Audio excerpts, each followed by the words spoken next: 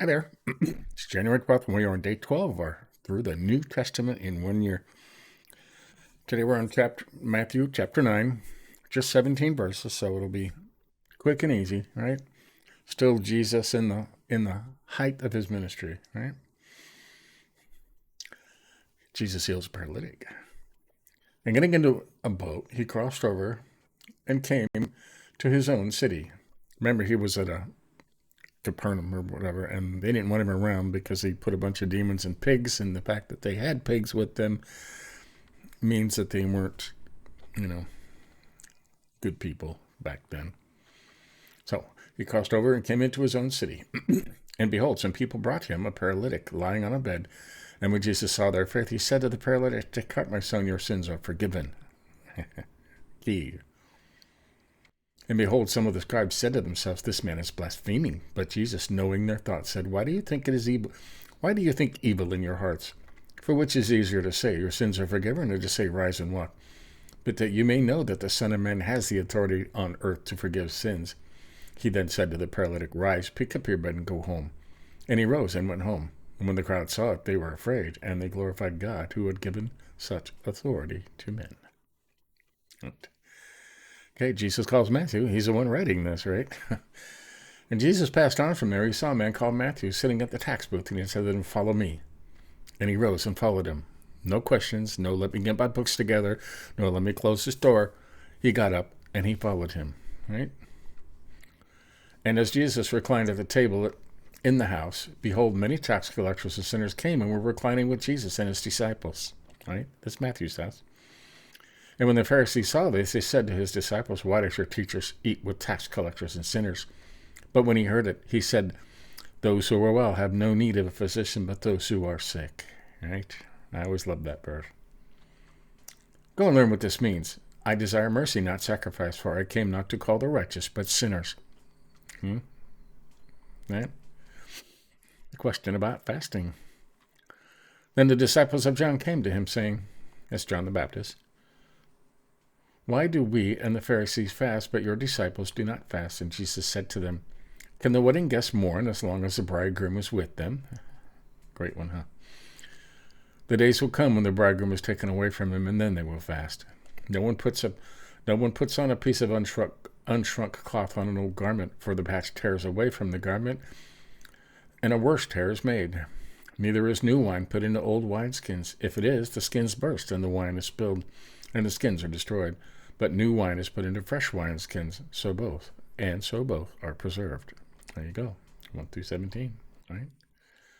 Easy. Now let's jump over here to our Geneva with the wonderful footnotes from 1599. Okay. Then he entered into a ship and passed over and came into his own city. Sins are the causes of our afflictions, and Christ only forgiveth them if we believe. That's interesting. From the old town, probably, right? His own city. Into Capernaum, for as Theophylact saith, Bethlehem brought him forth, Nazareth brought him up, and Capernaum was his dwelling place. Okay. Right. That's just verse 1. They brought him a paralytic. Okay. Jesus, seeing their faith, knowing by a manifest sign, he's seeing their faith, said, "The sins are forgiven." Instead of saying you're healed, he said, "Your sins are forgiven." This man blasphemeth. The blasphemy signifieth among the divines to speak wickedly, and amongst the more eloquent Grecians to slander. Right. Just looking for the notes here. Okay. And Jesus passed forth from thence. He saw a man sitting in a custom. This is when he called Matthew. Okay. Christ calleth the humble and sinners unto him, but he condemneth the proud and hypocrites. Right. The customer's table where he was received. Right. And it came to passages sat at meat in his house. He went to Matthew's, and all his tax collector friends were there. Right? Publicans, that's tax collectors, and sinners that came thither. The customers' fellows, which were placed by the Romans after Judea was brought into the form of a province to gather the customs or taxes, right? And therefore, of the rest of the Jews, they were called sinners, that is to say, very vile men, right? They did not like the tax collectors, right? A job that had to be done, though, right? Then came the disciples of John to him, saying, against naughty emulation in matters indifferent. That's weird, huh? Can the children of the marriage chamber mourn as long as the bridegroom is with them? A Hebrew kind of speech, for they that are admitted into a marriage chamber are as the nearest about the bridegroom. Right. Okay. Moreover, the no piece of the old garment, new cloth on the old garments, right? Raw, which was never put through the fuller, never washed.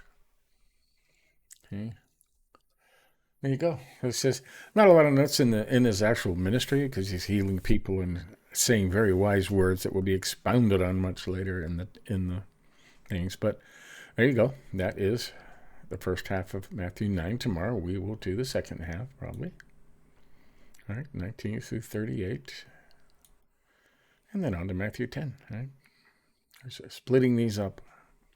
So there you go. That was Matthew, first half of Matthew 9. Tomorrow we'll finish that. All right. Jesus doing lots of stuff and making lots of good points. Right.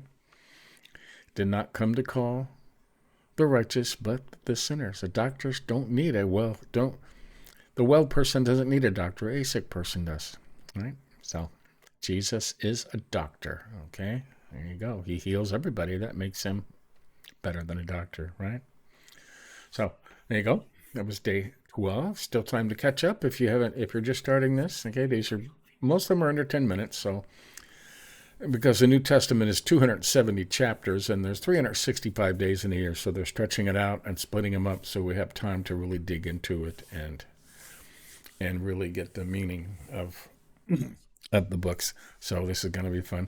I did do this in 2023 on my own. I did the New Testament in chronological order, in the order the books were actually written, not in historical order, which has made it very interesting. But I remember coming out of that with a brand new view of Jesus, who is in all parts of the Bible and is the most important thing in the world, okay, is Jesus.